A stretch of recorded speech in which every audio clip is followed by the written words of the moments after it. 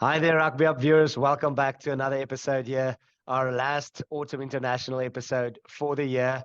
It's been an exciting year of rugby. And yeah, Goody, last weekend was probably one of the more exciting games we've seen the Springboks play.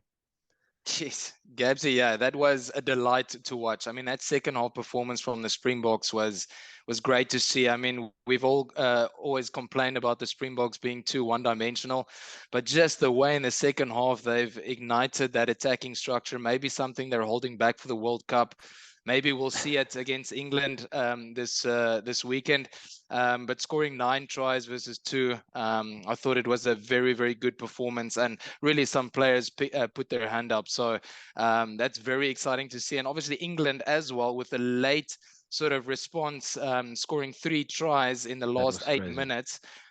Crazy. And then settling for a draw, unfortunately, at Twickenham, but they just show what they're capable of. I think in Squidge Rugby, they also highlighted of New Zealand versus England and just how the English attack has transformed. They're definitely using Marcus Smith to link to other players. So yeah, you were at the game, Gabsy, so you know more than I do. So it was yeah, I think it was a phenomenal performance. So I hope we see more of Yeah, that. no, definitely. I mean, I think it's the highest score under the Jock and Rossi era that we've seen. Yeah, tremendous game. Oldest stadium in Italy, apparently. Didn't know that. It did look a bit like some of the blocks want to fall in over there. But yeah, it Yeah. was an awesome game. Yeah, really grateful for the opportunity to go and watch it. But yeah, different game this weekend. Big game this weekend. Massive. Yeah, I mean, Springboks England doesn't get much bigger than that, except when we play the All Blacks. Um, so yeah, I think just before we actually get to the lineups and also the head-to-heads, it's important to take a look at what's happened in recent years. I mean, unfortunately, with the Jock and Rassie era, we haven't actually beaten England um, on Twickenham in England. So that's something we definitely would like to do. I mean, there has been obviously the World Cup win in between those games. And also, yeah, that 3-match series in 2018 when we actually beat England 2-1. So in recent years, it's been rather close. And both of those games that we've lost on Twickenham was actually just with 1 point. Yeah. So nevertheless, I think it will once again be a close encounter. Yeah, no, well, also no Rassie Erasmus. Again, obviously, we know that due to his actions on Twitter, he is not allowed at match day activities. And yeah, we actually wonder. I know that the rugby public in South Africa is maybe questioning his tactics, but you have to wonder, is there some sort of method to his madness? And if you go look at the stats, right? The 4 teams who have conceded the most yellow cards and red cards in this international season this year has been the Southern Hemisphere team. South Africa on second, I think Australia on first, and then New Zealand, Argentina. So maybe there is something that we don't know about, right? So yeah, let's see. Let's just hope for a fair game this weekend. But obviously no Rassie Erasmus. He was at the training grounds, however. But yeah, Gabsy, let's get Yeah, into no, well, no, sorry, the lineups. Yeah. yeah, we get into the lineups, but like you said, no Rassie Erasmus, and also one very important other element. Of course, the English players are allowed to select their own club players because they have a very good relationship with their clubs. Mm, Unfortunately, South Africa is not allowed to play their Premiership players and also not our French players. So yeah. obviously, taking that into consideration, I'm going to run through the changes and also obviously without Coach Rassie there. Nevertheless, I think it's an extremely strong team, and we definitely Yeah. have the fight power, the firepower to make some damage this weekend. Yeah, I mean, if I dig straight into it, you see obviously a very big change in the front. Obviously, with Evan Roos getting a start against England, that's obviously Yeah, huge. it's massive. Um, and I Exciting. think a lot of us has waited for this moment, and I am pretty sure he will relish. And yeah, I think this is going to be a really big game from him. So I'm even putting him down for man of the match.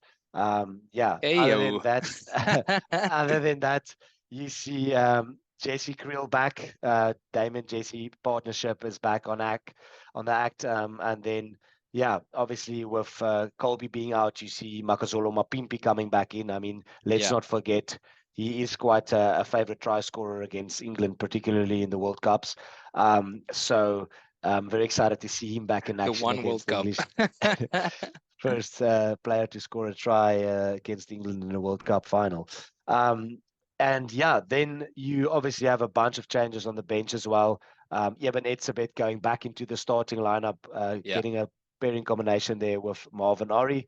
And you see Eskom coming in there on the bench as he goes by in South Africa. Marco van Staden, who played some yeah, rugby for Leicester Tigers, so he knows these conditions, he knows the players. Um, Pretty excited to see him go off the bench and see what he can do. And then you obviously have a guy called Caden Moody coming back in from injury. So very yeah, excited to have him back. Um, Hopefully we'll see some of him and Mani Labok in that second half, because Mani Labok was tremendous when he came on early after yeah, Cheslin's injury against Italy. And that's your big changes you see there. Of course, one more name I can't forget. How can I forget? Thomas de Toey, because he's obviously going to go mm, up against Kenji in that second half, and he thoroughly deserves it. He captained the SA yeah. side, even though they didn't get the results they wanted. He played tremendous. Yeah, yeah, that's true.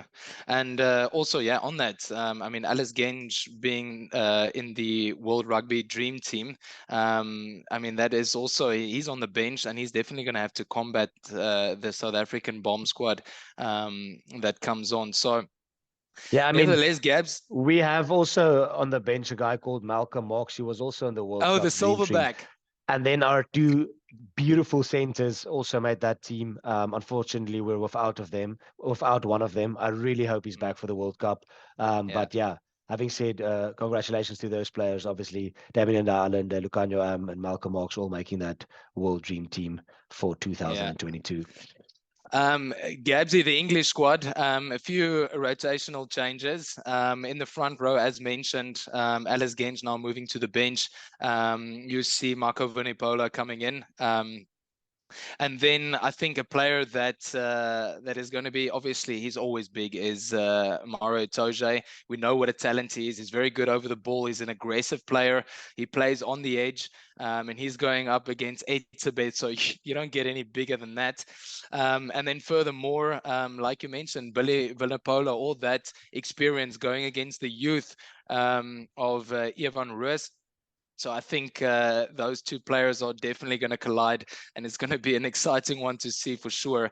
Definitely. And then a That's player huge. that I love is Freddie Stewart. He's also in the Dream Team.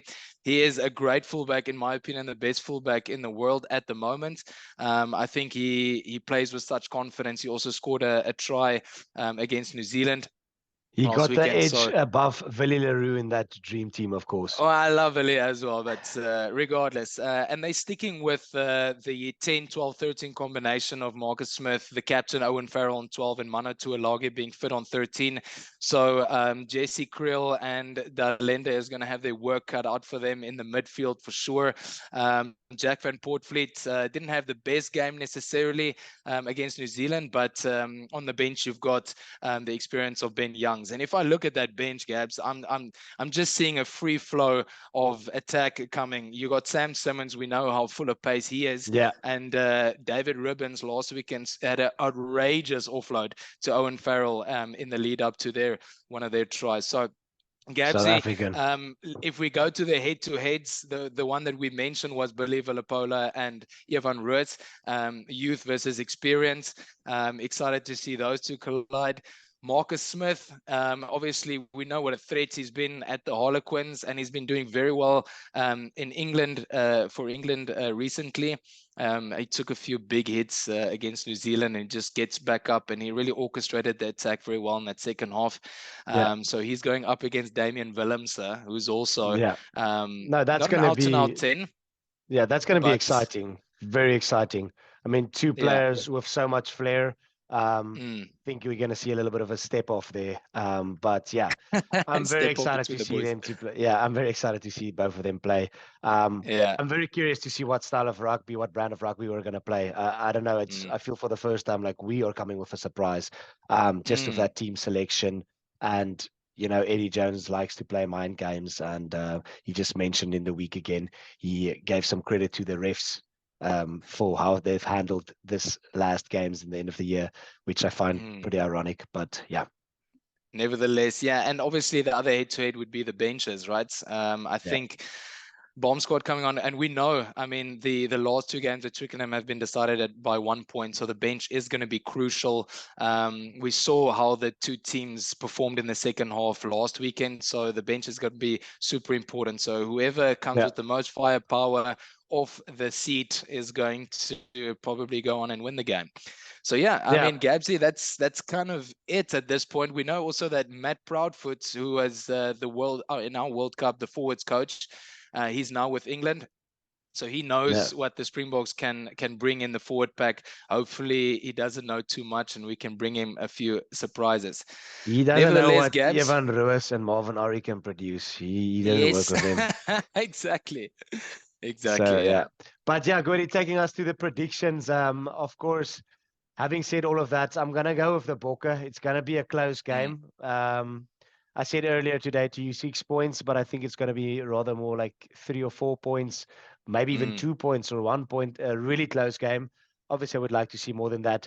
My call is Manie Lebok kicks the winner just like he did a couple of times in the URC. Yeah, that's a good call. I also think, Gabsy, history has shown us, I think it's going to be 3 points or less. So it's going to be a very tight encounter. I'm very excited, obviously, for this game. Faf de Klerk at the moment is our primary kicker. So I don't know how comfortable they're going to be to take the shot at goal every single time. If it's a difficult one, they'd rather just go to the corner. And so, yeah. Gabsy, mull it over. The other game this weekend is Wales versus Australia. Now, we know Wales took a loss against Georgia in a historic win for Georgia. And so very congratulations to them securing that win. So the Wales would definitely look to bounce back against Australia. How do you see that one going? Yeah, I'm actually also going to go with that one, even though if it's one game that Australia should win, I'm actually going to back Wales to bounce back. Yeah. All right. But I'm going to go with Australia. I think Australia's going to do it. Let's hope so. I mean, I wouldn't mind that either. I just want the Bokke to win, to be honest. I mean, that'll be a good weekend, yeah. I mean, guys, it's been an awesome year of rugby. We'll probably make 1 or 2 more episodes, just some fun episodes, and bring that long-promised guest that we've been promising about. We just have to find the time to find someone. But thank you for all the support. Please share this last video with friends and family. Check out at the Rugby Hub spot on Instagram. And enjoy the game and the rugby this weekend. You're not going to see it for a while. All right.